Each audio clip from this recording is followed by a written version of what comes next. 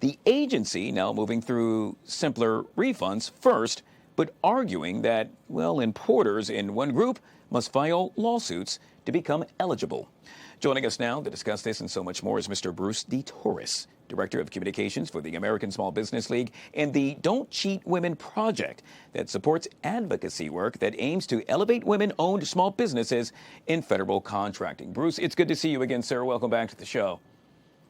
Thank you, Guy. How are you today? I'm good. A very busy day at that. With regard to this topic, I got to ask, how did we get here to begin with?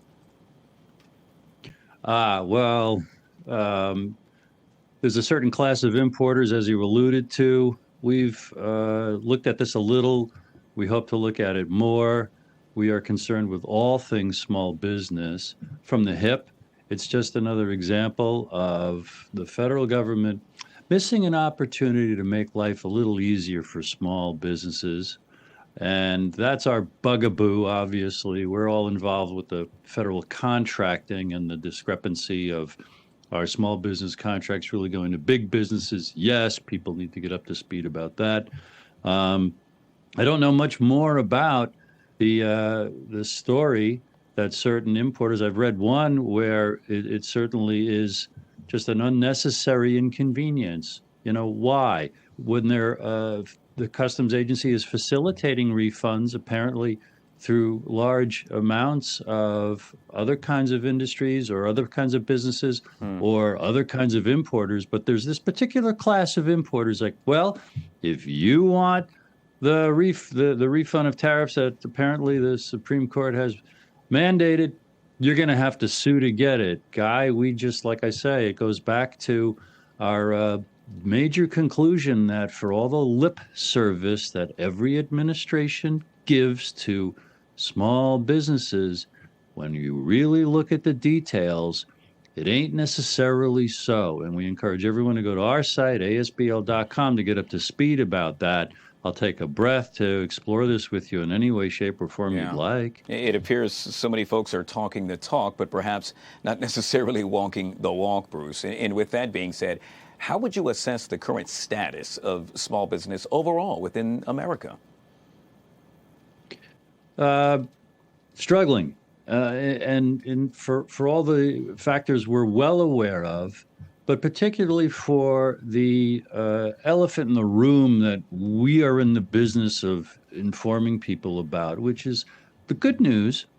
The government has the goal every year of steering 23% of all federal contract dollars to small businesses. And every year, the government says, Republican, Democrat administrations alike, we met the goal, we exceeded the goal, everything's fine. Full stop. For decades, we have found and have been exposing how it's not true, that the vast majority of federal contracts, including those we are told go to small businesses, don't or didn't. They go to big businesses, and here's the problem. We are nothing but a small business nation. 36 million small businesses.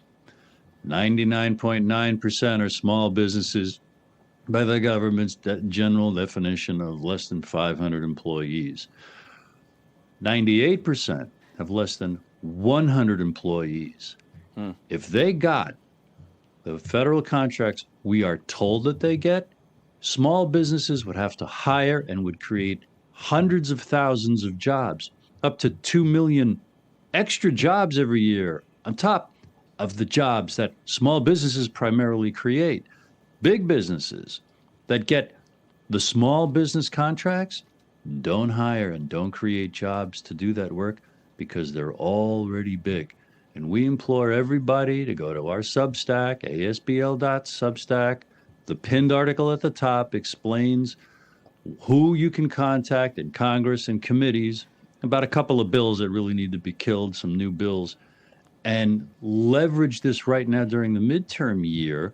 Tell your favorite candidates, hey, look into this. It seems to be true. And if it is, fix it, because it's not a left or right thing. It's a Main Street, pocketbook, wallet, where we live, how we prosper and thrive issue.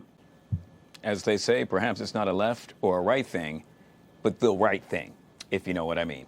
Yet again, Bruce Torres, Director of Communications for the American Small Business League and the Don't Cheat Women Project that supports advocacy work and aims to elevate women-owned small businesses in federal contracting. Bruce, it is always a pleasure to have you on the show, my friend. Thank you very much. Likewise. You bet.